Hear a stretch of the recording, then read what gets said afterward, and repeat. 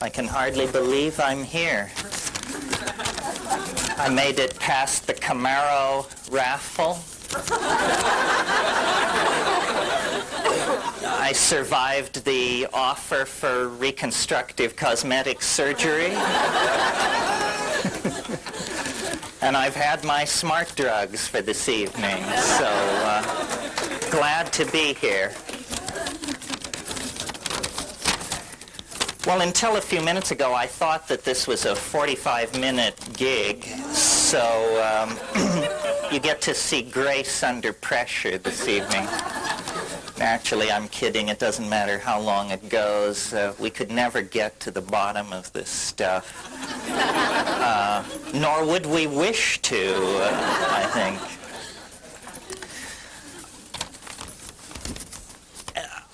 By coincidence merely, I became 45 yesterday. So it's sort of a good moment to do some summing up. So in thinking about this talk and knowing as I did who would be here, I thought that I would sort of orient the theme toward distilling the psychedelic mind, which is a way of talking about the psychedelic mind, but also trying to, considering the amount of money you paid for this session, give you the entire shtick in one fell swoop, so that you would never have to attend a Terence Mckenna lecture or workshop again. You could just move past that, turn the page on that kind of thing in your life. And I think it's coming together for me. I don't know whether it's writing these books. Was a very nice introduction here tonight, and the whammy in it was, after 25 years of being ignored by straight publishers, or publishers of any sort for that matter, it appears that I'm on the brink of entering the marketplace, if not the mainstream. So with your help and word-of-mouth advertising, maybe I can continue to meet my mortgage obligations. Okay, let's cut to the chase. Enough of the obligatory clowning around.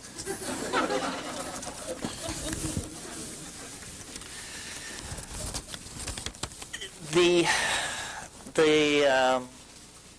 psychedelic question in the society just seems to refuse to go away. It sort of can't be swallowed and can't be spat up. And so society just sort of runs around, knocking into walls and kicking its feet in the air. And this has been the situation that we've been in for at least 30 years now. And as a person who has spent a great deal of time in the underground, I've observed amazement, the persistence of the countercultural agenda to alter consciousness. And like many of you, I came to it in the 60s, when the basic argument in favor of altered states of consciousness were almost entirely narcissistic.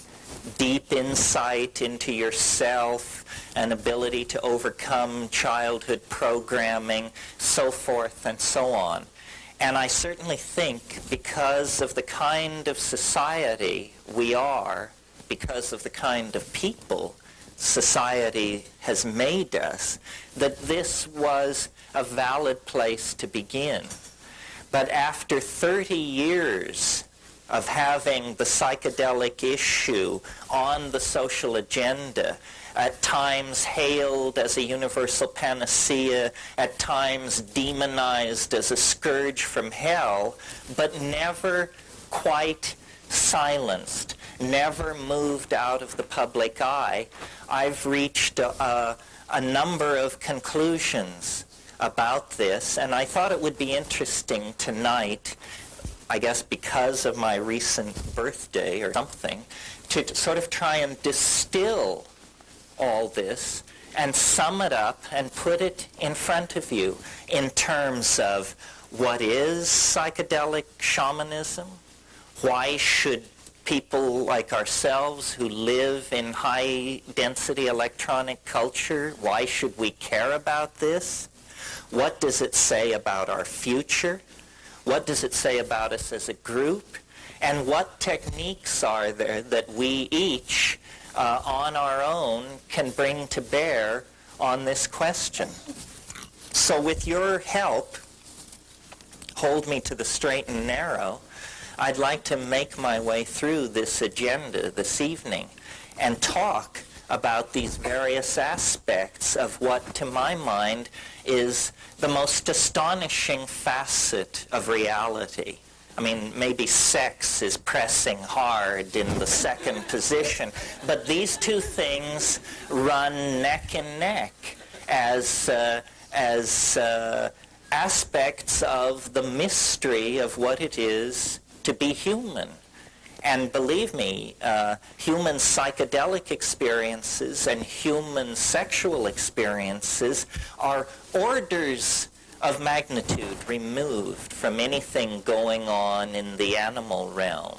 These things are set apart from the rest of being because what we bring to them is mind. This is what we pour into the sexuality of human beings that makes it unique.